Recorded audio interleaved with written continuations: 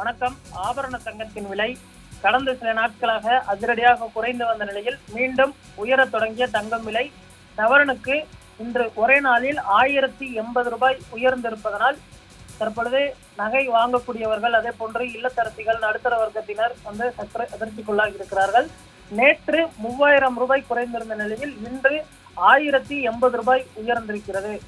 சென்னையில் 22 கேரட் ஆபரண தங்கம் கிராமுக்கு 135 உயர்ந்து 1 கிராம் தங்கம் 11,210 ரூபாய்க்கு விற்பனையாகிறது. சவரனுக்கு 1080 ரூபாய் உயர்ந்து 1 சவரன் தங்கம் 89,680 ரூபாய்க்கு விற்பனையாகிறது. அதே போன்று வெள்ளியின் விலை 1 ரூபாய் உயர்ந்திருக்கிறது. 1 கிராம் வெள்ளி 166 ரூபாய்க்கு விற்பனையாகிறது.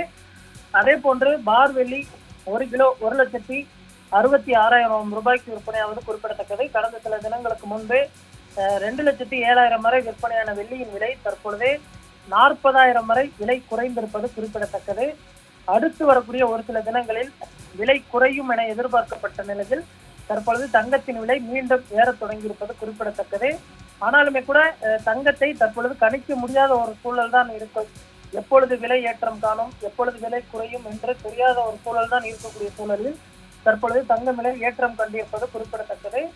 இந்த வருட இறுதிக்குள் 1 லட்சத்தை எட்டுமா என்பதுதான் தற்பொழுது கேள்விக்குறியாக இருக்கிறது. மீண்டும் குறையுமா அல்லது விலையேற்றம் காணுமா? ஏனென்று சொன்னால் அடுத்தடுத்து கிறிஸ்துமஸ் புத்தாண்டு தினங்கள் வர இருக்கக்கூடிய சூழலில் தங்கம் வாங்குவது அதிகரிக்கும் என எதிர்பார்க்கப்படுகிறது. இந்த நிலையில் தங்கம் விலை சற்று ஏற்றம் கண்டிருக்கிறது.